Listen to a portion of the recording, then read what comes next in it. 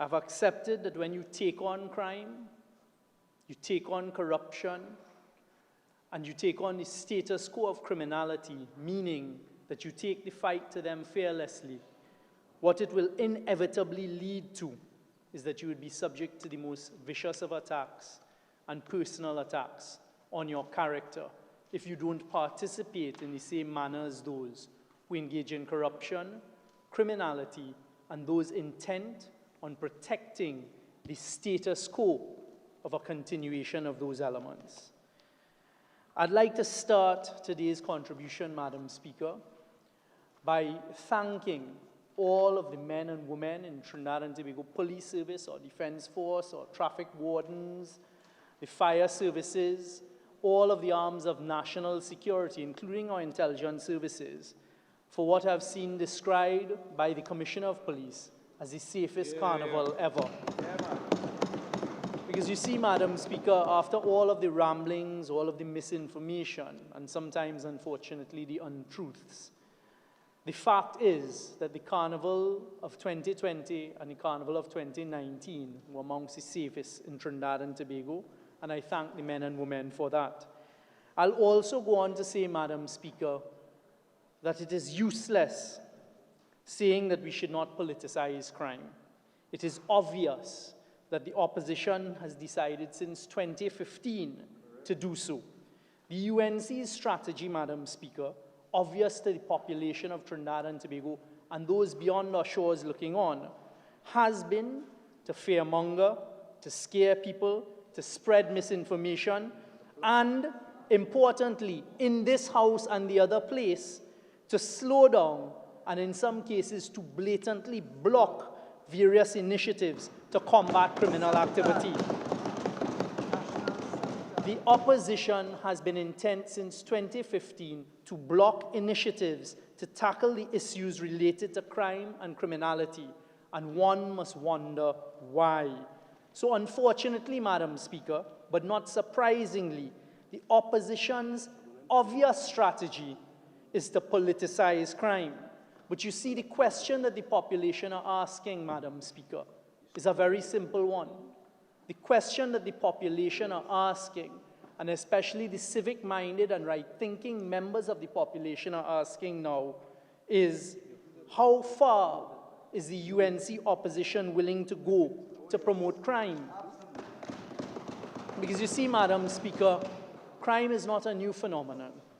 In fact, a lot of the crime and the criminality that we are currently facing and dealing with is as a result of years of certain actions and inactions which have culminated in what we as citizens and as a society face today. Madam Speaker, without a doubt, we are reaping what was sown many years ago, and in particular during the period of 2010 to 2015. We are dealing with the results of certain very deliberate actions taken in 2010 to 2015, and actions which continue to be taken by members of the UNC hierarchy up to today.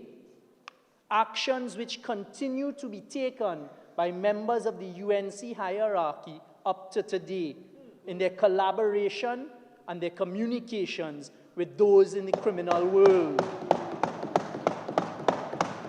Madam Speaker, it is undeniable, irrefutable fact that the difficulties faced today in the fight against crime, including the disturbing murder rate in Trinidad and Tobago, is as a direct result of the actions and inactions of the past.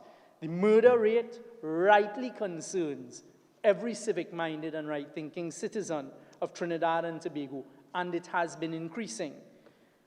The tool of trade for the vast majority of murders in Trinidad and Tobago, Madam Speaker, is the firearm. The use of illegal firearms, Madam Speaker, contribute to over 80% of the murders in Trinidad and Tobago.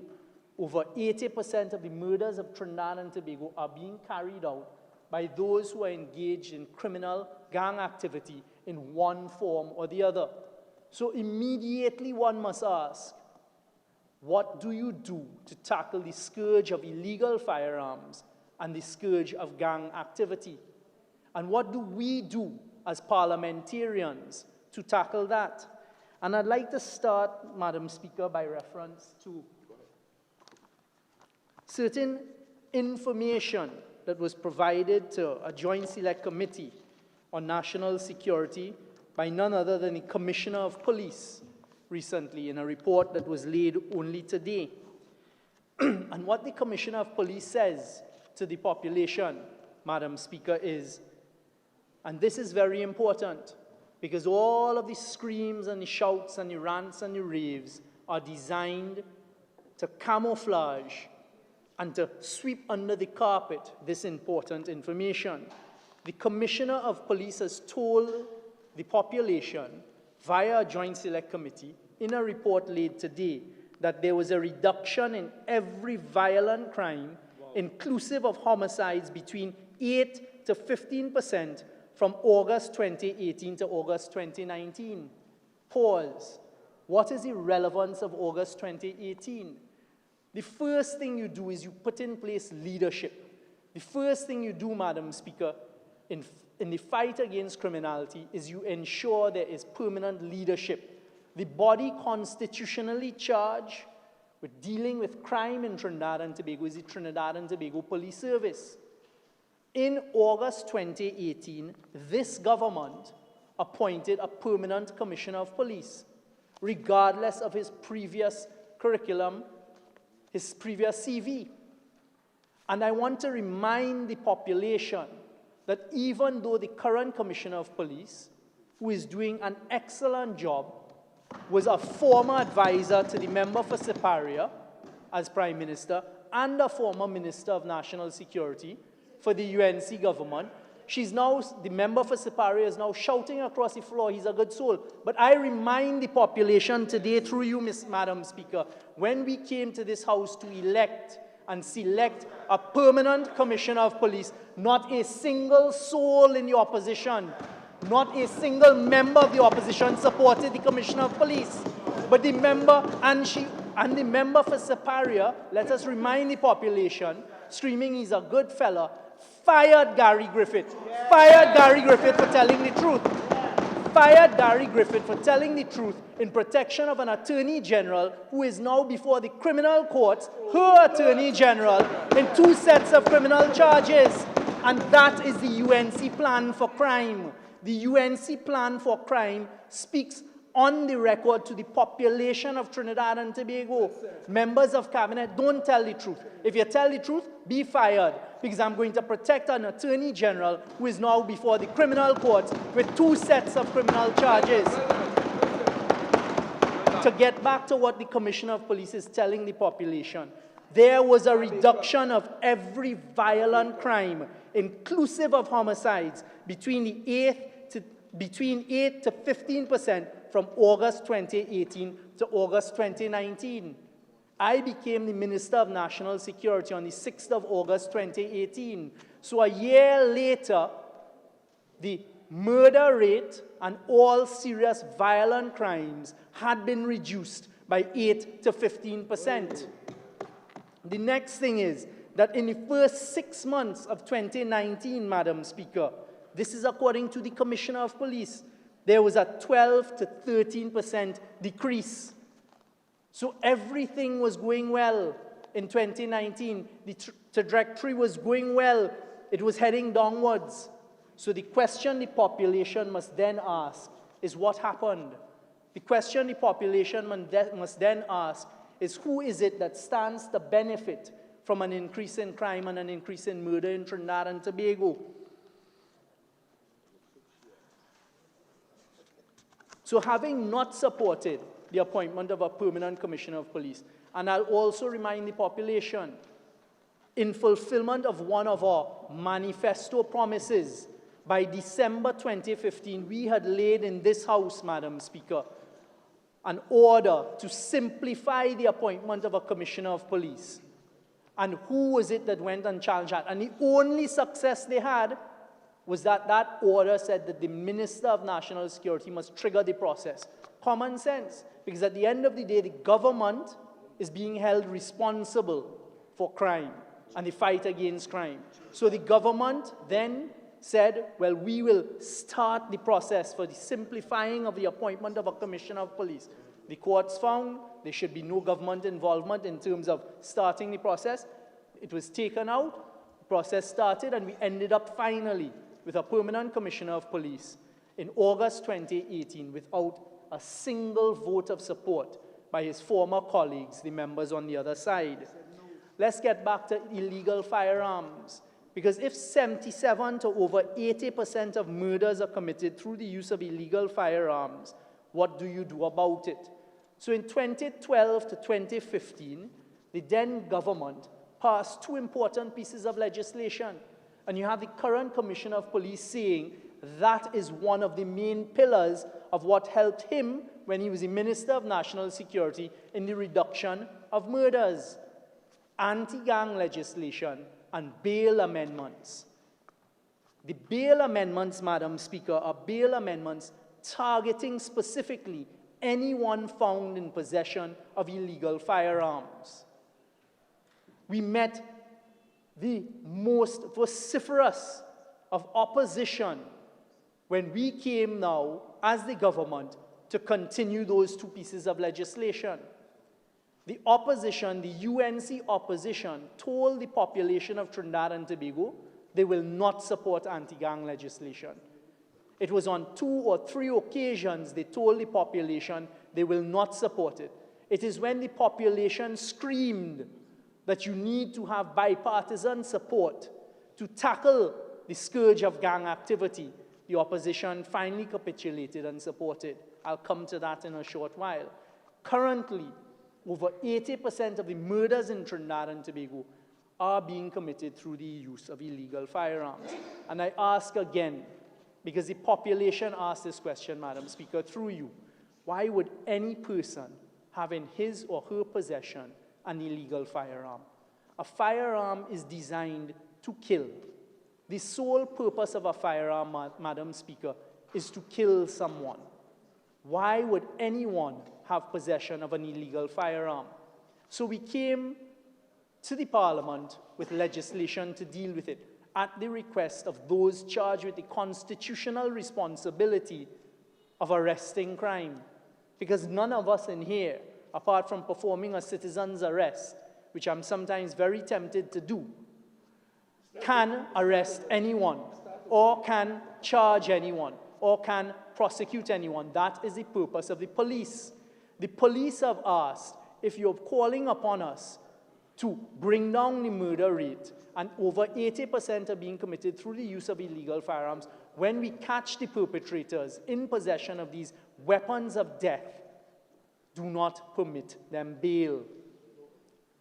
Again, the opposition in typical form refused to support that. The bail amendment bill was then reformed, and it was permitted only if you have prior convictions. You'd then be not permitted bail. As we've heard the Commissioner of Police say repeatedly in the past few weeks, the number of shooters in Trinidad and Tobago who are repeat offenders in possession of firearms is astronomical. The Commissioner of Police has gone so far as to say, if these persons who the police have caught and charged and locked up were kept off of the streets, he would have been able to bring down the murder rate by half. So let the population understand the implication of that. And all we can do in this House and in the other places, I say repeatedly, is pass legislation. That is what we come here to do. But we're faced with an opposition that is resolute. They wouldn't support it. So it was watered down. Another thing that the Commissioner of Police has said very, very clearly to the Parliament is the type of firearms being utilized now are going to result in murder. The type of firearms being used now, the AR-15s that use a 5.56 round and the AK-47s that use a 7.62 round, are weapons of war. These are not meant for civilian use. The vast majority of our police officers do not even have access to these weapons. These now are in the hands of criminals, and I'll get to why in a short while. But the Commissioner of Police has said another reason for the increase in the murders, because the number of shootings has gone down, is the type of weapons and the rounds being used.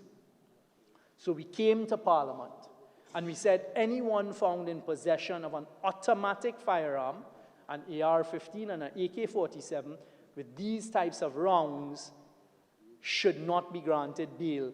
Only for 120 days, the police will start the case and they proceed with the case. The opposition again has been resolute in saying they will not support that legislation. One must question, and the population are questioning, why?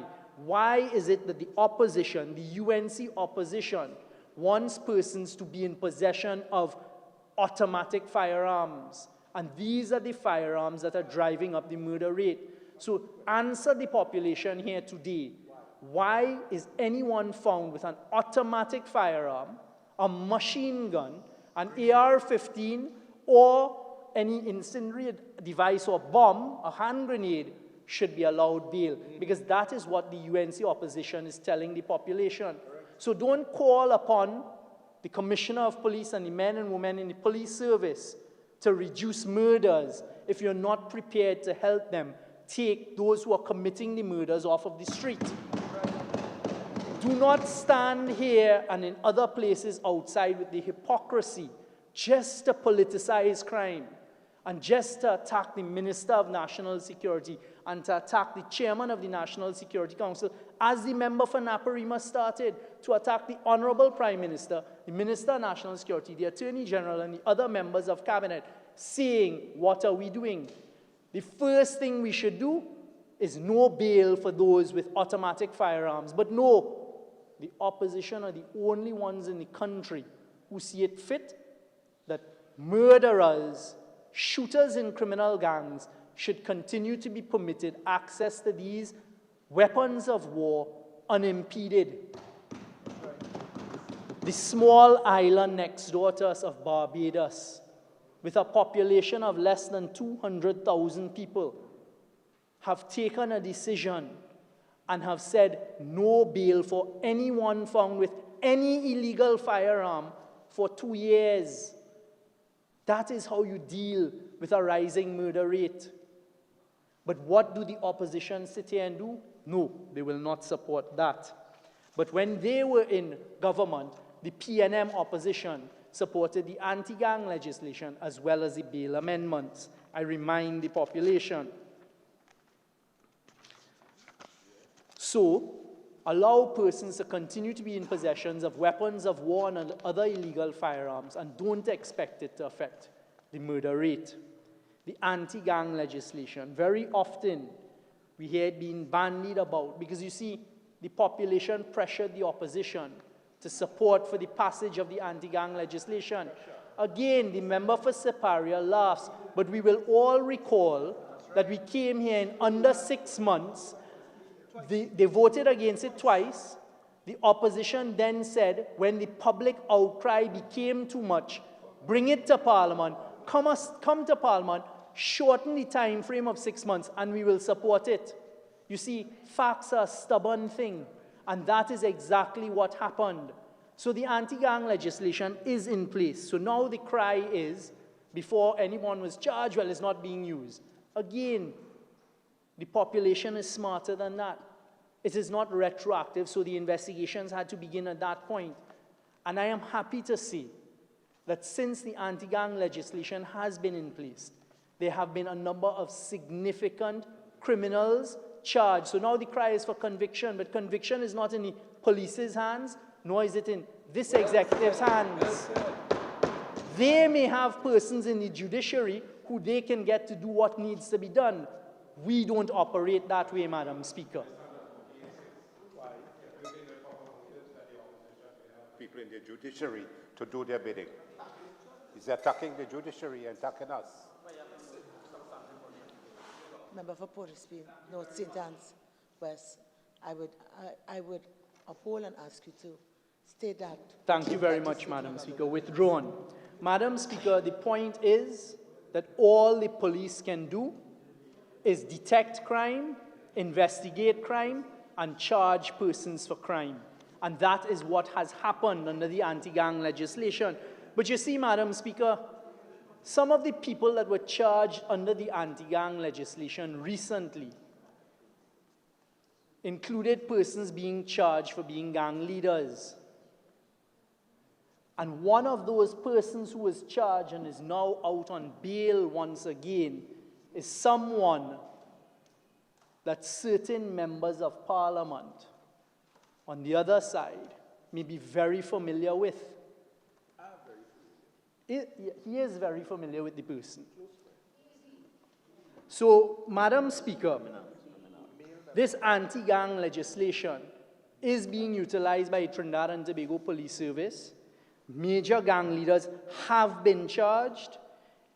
Up to the last week, police officers have also been charged under the anti-gang legislation, because our mantra is no one is above the law.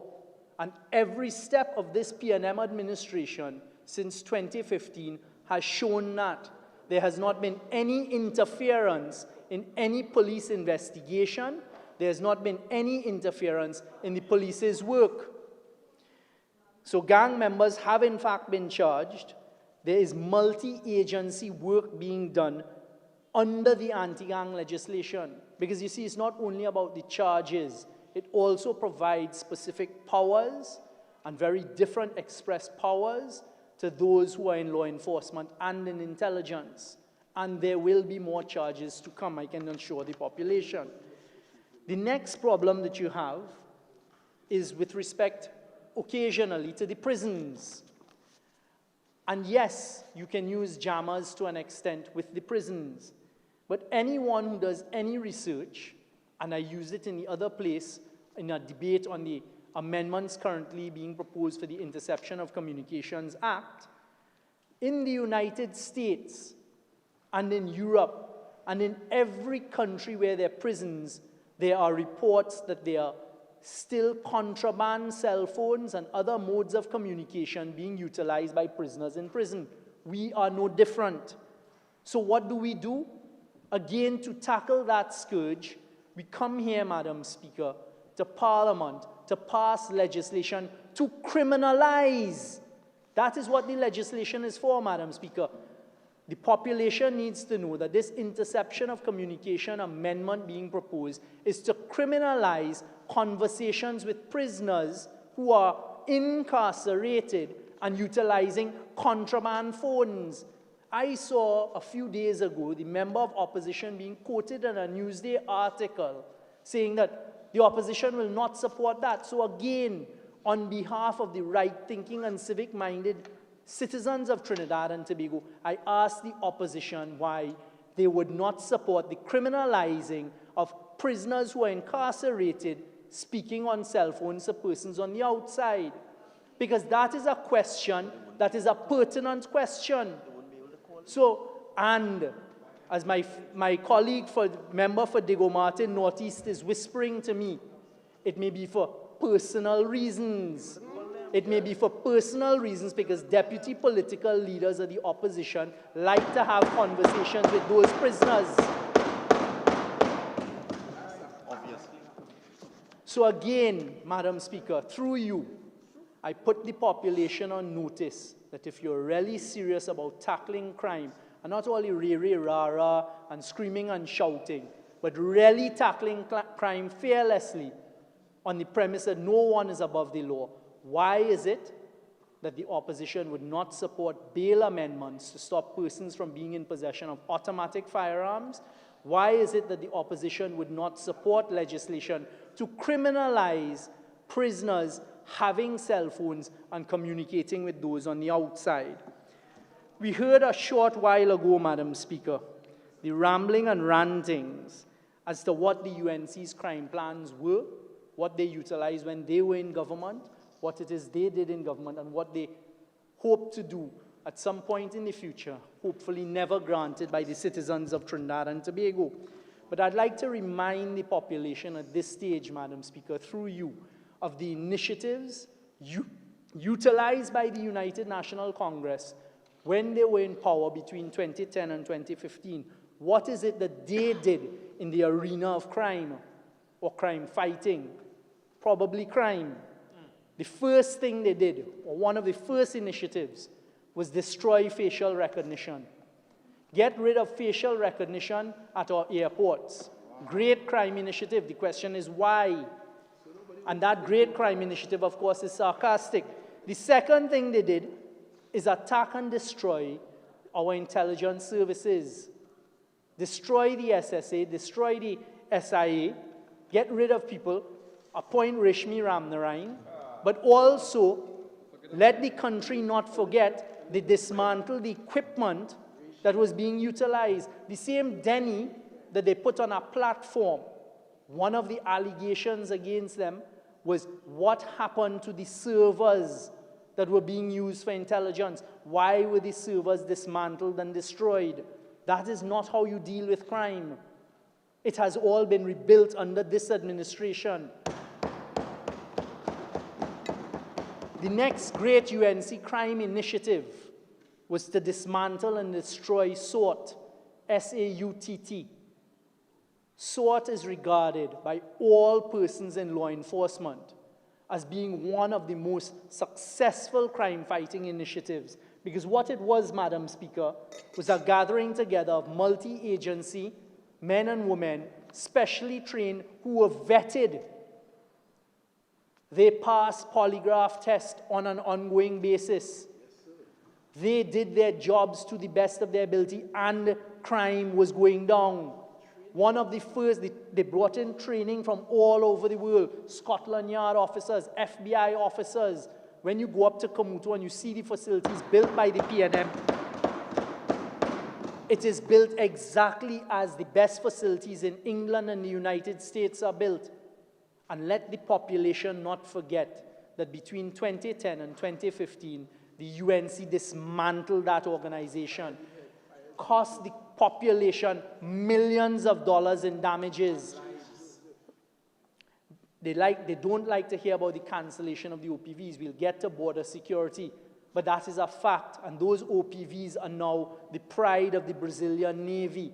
So again, why would you not want to protect your borders? Why would you not want to protect your maritime borders? And I heard it being suggested by the last speaker.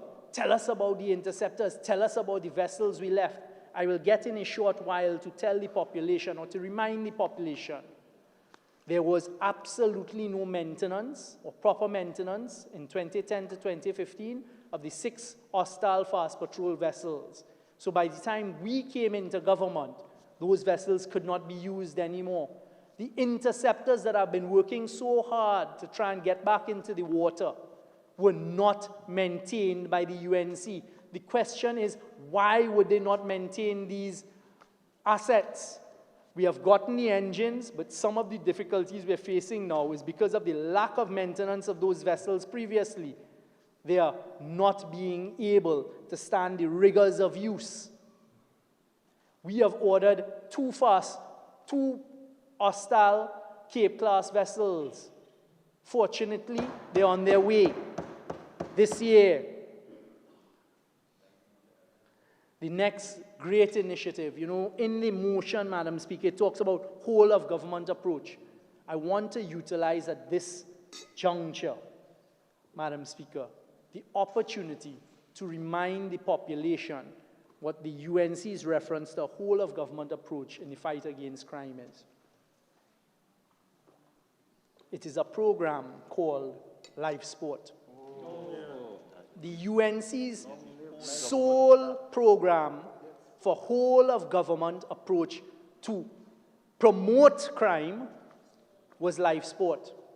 And you ask anyone in intelligence or in law enforcement now what we're dealing with, and the seeds that were sown in Life Sport are what the country is reaping now. It was over 400 million, almost 500 million paid to criminal enterprise. $400 million in a Life Sport program paid to criminal enterprise that sprung up the whole Carapo. and all along the east-west corridor, these pockets of criminals. Honourable Member, your original speaking time is now spent. You're entitled to 15 minutes to wrap up your contribution. Thank you very much, Madam Speaker. So that is the seed that was sown. That is the answer to crime and criminality. Because you see, one of the reasons, or one of the ways you may suppress crime is if you decide to pay criminals. And that is something that we will refuse to do. So the Life Sport program, not only was that, but what it had is, remember, people were murdered coming out of that program. Remember, people were murdered in that program. The prisons. This one is a pet peeve of mine, Madam Speaker, and forgive me as I repeat it. But even this morning, as I was going to the east for the handing over of certain disaster management equipment, I had to see it again. An $80 million fence around nothing. Let the people of Trinidad and Tobago remember this. Their prison reform, the UNC's prison reform, was to spend $80 million on a fence that there is nothing in the middle of. It is not around any prison. But we as a cabinet, in times of little, and I thank my cabinet colleagues for this, on the first occasion, gave their full support, approval, and confirmation for us to spend $26 million to build a fence around the whole Golden Grove prison. Wow. The remand, the women's prison, YTC. And that is what they should have done. 26 million versus 80 million spent around nothing. Worse than that, $300 million spent on the purchase of a warehouse with less than 8% of the square footage of the warehouse being utilized as a prison. Explain that. $300 million in cash spent. That was the UNC initiative. Rather than spend that to fix remand, rather to spend that on improving our prisons, they spent it to buy a warehouse and use less than 8% of the square footage. The failed state of emergency. These are some, not all, but some of what we faced coming out of 2015. Let us talk about what has happened now since 2015 and what it is we're working on. Border security, because we have to stop the illegal flow of firearms. We have improved the coastal radar system, and it is being upgraded. It is working and being upgraded. It was not upgraded during their tenure. We have ordered 2 Cape-class vessels. We are working on and restoring and properly maintaining the Coast Guard vessels that are here. Because you see, again, any forward-thinking government would have gotten facilities in Trinidad and Tobago to maintain the Damon vessels, but no. Typical UNC style, enter into an arrangement where the vessels can only be maintained by Damon even after the warranty period is over, and you have to go to shipyards outside of Trinidad and Tobago. And I remind the population, the procurement of those vessels is now under international criminal investigation by the government of the Netherlands. The UNC procurement of vessels, the Damon vessels, is now under international criminal investigation by the government of the Netherlands. We also put scanners in the ports. We fought hard, got it done. The multi-agency approach is being utilized on our borders, and it is being used successfully. The restoration of the interceptors, I said a short while ago, is happening. The ballistics and forensics. We are the ones as an administration that told the Americans we will have reestablished and properly populated by the people they spent millions of dollars training, the CERU unit, Special Evidence Recovery Unit. That is back in place. It was dismantled by the UNC. So again, why would they not want that unit to be operational after the Americans spent millions of dollars training certain officers? The CCTV, well, I'm glad that was raised. I want to remind the population, and we heard the member for Naparima talk about how they increased the CCTV cameras. Let me just quickly give a history of the CCTV cameras. So it came in 2009 under the Manning administration at very sensible cost. What was happening is the Ministry of National Security bought the equipment, TSTT established the network. So in 2009, 389 cameras put in place.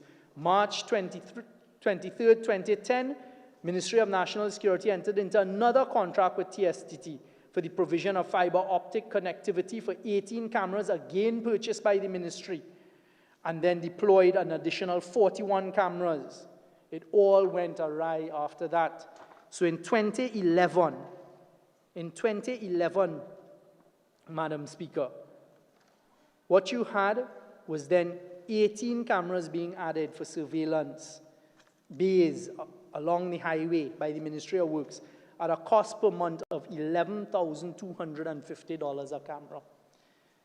In 2013, a further expansion of 500 cameras, again at a cost of $11,250 a camera. This is per month.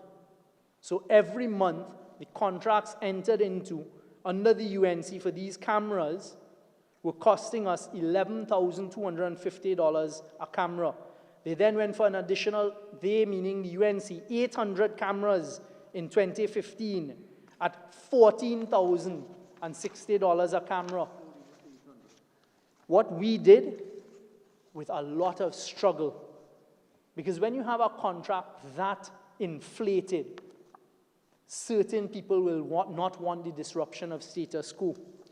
We finally got the RFP out, we finally got the proposals in, and we went with a provider that is saving the country $310 million per annum versus what the UNC put the country in. And these cameras are state-of-the-art, facial recognition, license plate recognition.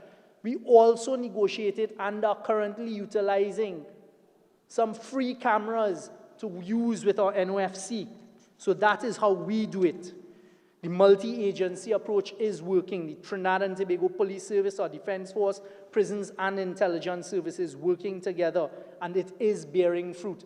It takes some time. When things are dismantled and then they're reconstructed and reconfigured, it takes time. For the first time, they had a vision of a national operations center, spent $500 million of taxpayers' money, no financing in place. One of the first crises we faced as a National Security Council coming in was, where do we find $500 million to pay the contractors and the suppliers of the equipment for the NOC?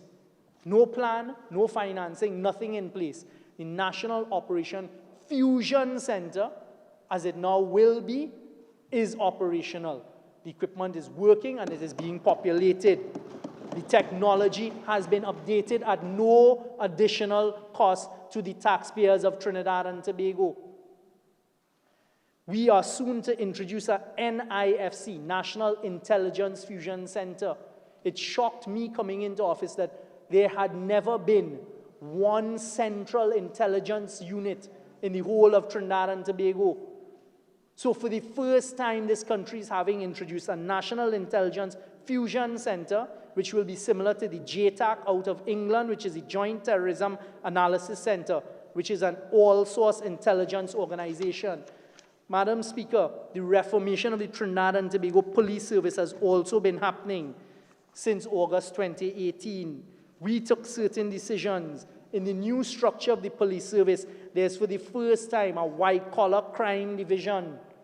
A white-collar crime division, and we've transferred the Anti-Crime Investigation Bureau, the ACIB, back from the Attorney General's office to the Trinidad and Tobago Police Service. We're boosting the cyber and social media unit. The Operational Command Center under the police service is fully functional. The technology has been increased and improved. For the first time, we have a Central Intelligence Bureau in the Trinidad and Tobago Police Service that pulls together the SIU, which is comprised of the former OCIU, the Organized Crime and Intelligence Unit, the Human Trafficking Unit, Terrorism Investigation Unit, and Gang Enforcement Team. We've also introduced and revamped the ERP patrols. We are now currently restoring the police hospital. We introduced SORT, S-O-R-T, a specially vetted team. They are now working with MOPS. We introduced a gender-based violence unit. The Child Protection Unit and the Victim Witness Support Unit are working. The Commissioner of Police was told by this administration by none other than the chairman of the National Security Council, the Prime Minister, that he would have this government's full support in rooting out corruption in the police service. And what has that resulted in? 70 police officers charged in the period 1st of August 2018 to the 27th of February 2020.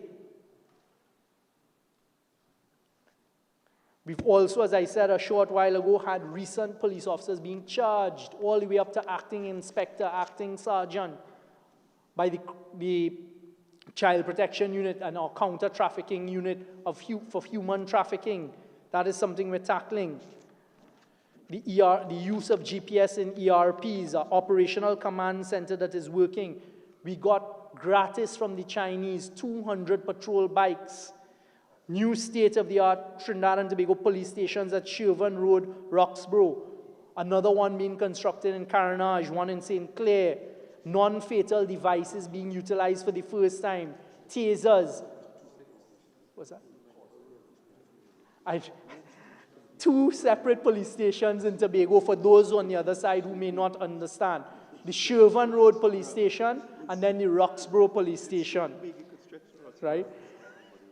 Also, body cams are being used. And in fact, we gave body cams to the Trinidad and Tobago Defense Force for the use in Carnival. And it fed back to the National Operation Fusion Center, a child protection unit, a gender-based violence unit. The Trinidad and Tobago Defense Force, Madam Speaker.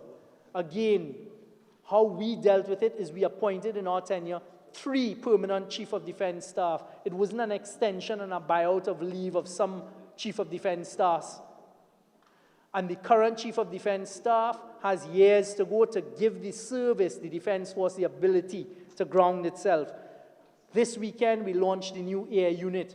And I don't have much time, but just to speak about the helicopters. Because you see, what we came in and met, Madam Speaker, as an administration, was astronomical cost to the taxpayers for helicopters. The UNC purchased 3 helicopters, one of which could not even come to Trinidad, and the taxpayers were paying $200,000 US a month to park up in a hangar in Delaware. The Attorney General under the UNC administration took out the termination clause in these contracts, so the taxpayers were stuck with these helicopters they could not use. They also in 2014 negotiated salaries that were astronomical. What did we do? We took on the difficulty. We are now saving over $250,000 a month on pilot cost alone. We have reduced those bills. We have 2 of the helicopters back up, and we will deal with the AW139s.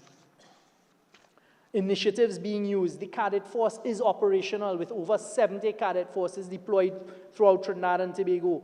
The CCC and MILAT programs, we did a tracer study to understand the benefits and then took a decision as a cabinet to increase the intake in these programs. We have over 8,000 members in the police youth clubs that were expanded.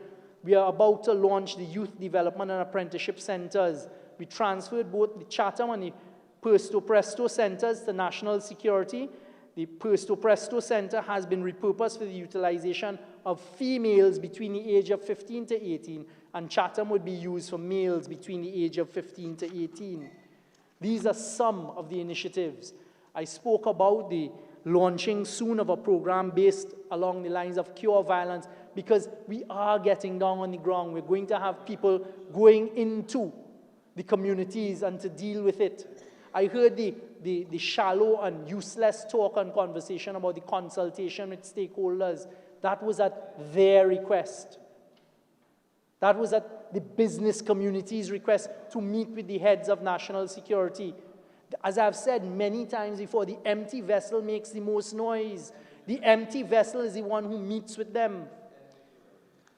So, Madam Speaker, these are the things that are being done by this administration. In national security, there's some things that you cannot talk about. There's some things that you cannot tell the population about. But I assure the population that the men and women in national security are working. They're working hard and they're working overtime. And they will continue to do all that they can, as the Commissioner of Police has said, to protect and keep Trinidad and Tobago safe and secure. Thank you, Madam Speaker.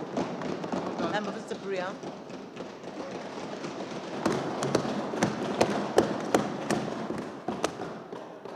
Thank you very much, Madam Speaker, for the opportunity to join in this debate. I support the motion brought by my colleague and endorse the comments that he has already given on that motion.